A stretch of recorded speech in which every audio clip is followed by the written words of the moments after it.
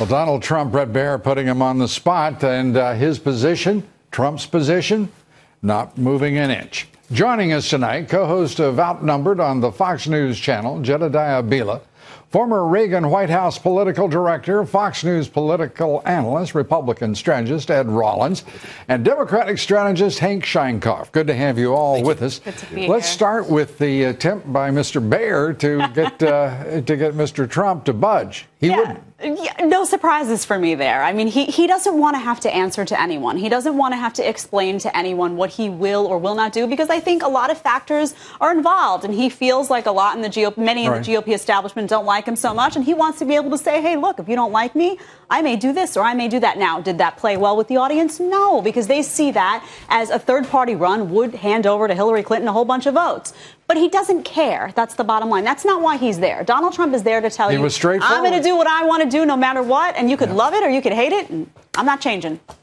Ed? First of all, I agree with you. This was one of the best debates. I've been around this business for 50 years. One of the best debates I've ever seen. And I think that Brett and the team, Megan and Chris deserve great credit. Yep. And anybody that says the Fox is in bed with the Republican Party, Hank and I do what we call a murder board, when we take a candidate and you put them in the toughest environment possible. This was the murder board tonight. Great. And it won't be. It's a standard that they have to meet. I think for Trump's people, he reinforced what they want or like. I mean, he was tough. I think the other person who performed extremely well today was Rubio. I think Rubio, of all of them, basically showed how articulate he is, how thoughtful he is, and how basically telegenic he is. The others were okay. I think we had a strong field, but I would say Carly Fiona belonged in this field, though, and she would have given them all a run for their money tonight. Well, she may well be for the next one. Hank, your thoughts?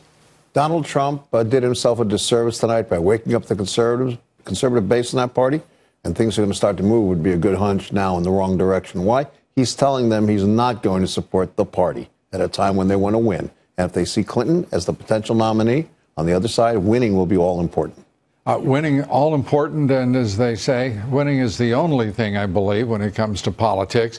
Let's go to the Paul Christie exchange, if we may. I mean, that was, to me, riveting stuff.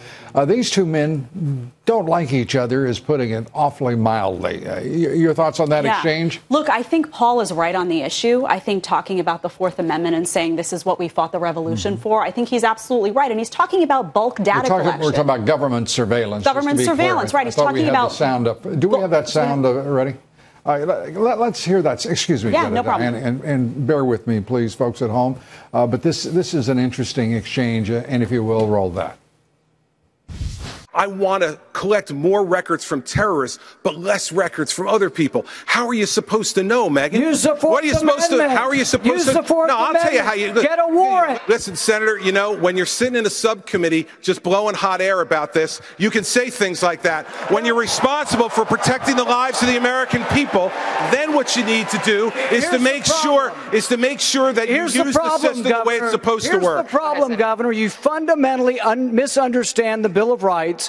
Every time you did a case, you got a warrant from a judge. I'm talking about searches without warrants, indiscriminately of all Americans' records, and that's what I fought to end. I don't trust President Obama with our records. I know you gave him a big hug, and if you want to give him a big hug again, go right ahead.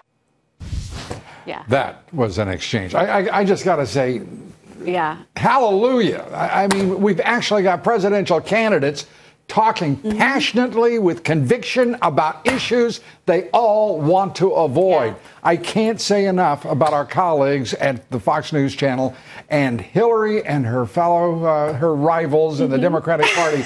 They're going to have a hell of a time to match that level. Yeah, and I think that was a win for Rand Paul. I would just caution him, stick to the issue. There were moments where I saw him rolling his eyes. There were that's not going to work for you. When you're defending the Fourth Amendment and you have America behind you, America is concerned about government overreach. America is concerned about How do you think bulk the honesty collection. is going to play? That's what I think. I think the bottom line here is Christie, who's at the bottom of the pack of this 10, had to do something tonight, and he showed moments of leadership. Right. He had some good answers.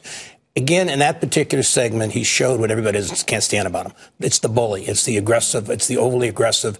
You do it my way, shut up, diminishing the Senate and what have you. I think that hurt him a little bit. Rand Paul won the Libertarian vote. Well, that's not accomplishment because he had that anyway, okay?